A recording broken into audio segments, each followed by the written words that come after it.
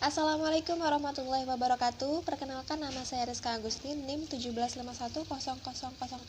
Di sini saya akan membahas tentang corporate action dan pengaruhnya terhadap pasar saham.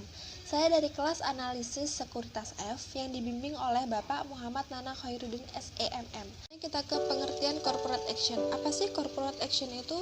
Corporate action adalah setiap tindakan atau aktivitas emiten yang berpengaruh pada jumlah saham, harga saham, dan kepentingan pemegang saham baik secara positif maupun negatif.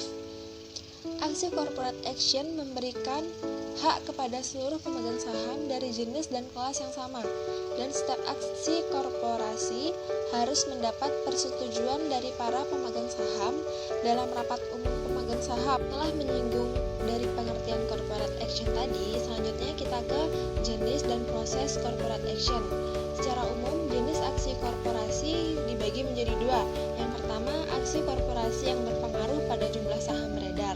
Misalnya, ada pembagian dividen saham, stock split, saham bonus, dan right issue. Yang kedua, ada aksi korporasi berupa restrukturisasi perusahaan. Misalnya, ada merger dan akuisisi, tender offer, dan spin-off.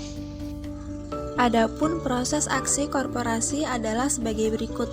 Yang pertama, perusahaan mengumumkan aksi korporasi yang hendak ditempuh, lalu dilakukan RUPS untuk memperoleh persetujuan pelaksanaan aksi korporasi.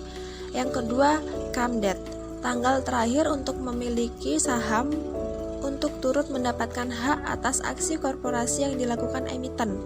Yang ketiga, ex-date, tanggal di mana pembelian saham setelahnya tidak mendapatkan hak untuk aksi korporasi. Yang keempat, ada recording date, hari pencatatan kepemilikan saham dalam rekening efek.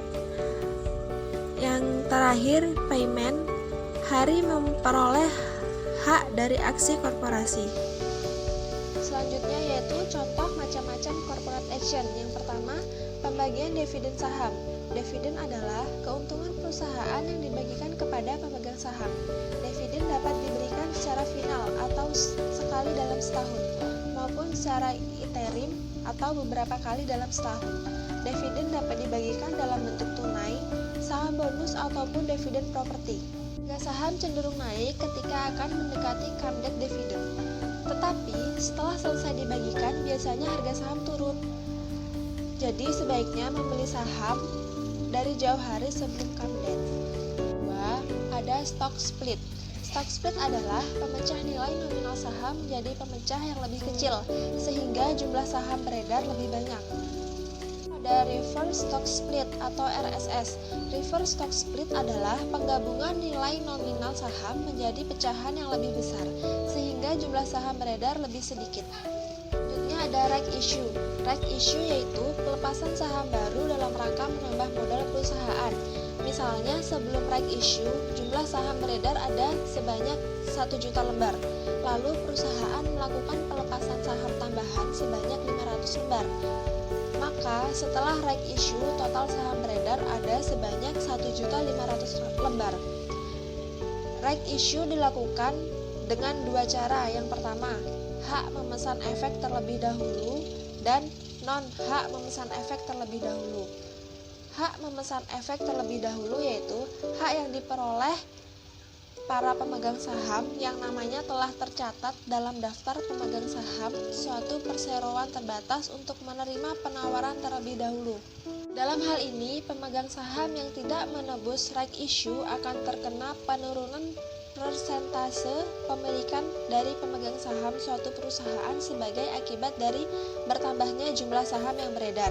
Sedangkan non-hak memesan efek terlebih dahulu yaitu penambahan modal tanpa hak memesan efek terlebih dahulu atau private placement, sehingga yang belum memiliki saham masih bisa memiliki right issue-nya. Selanjutnya ada merger, yaitu penggabungan dua perusahaan menjadi satu perusahaan.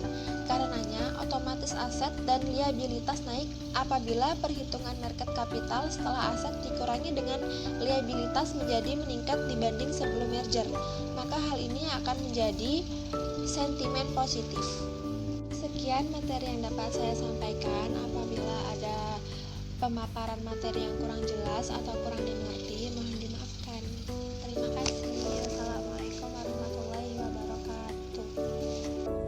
Jangan lupa di like dan komen ya teman-temanku. Makasih, love you.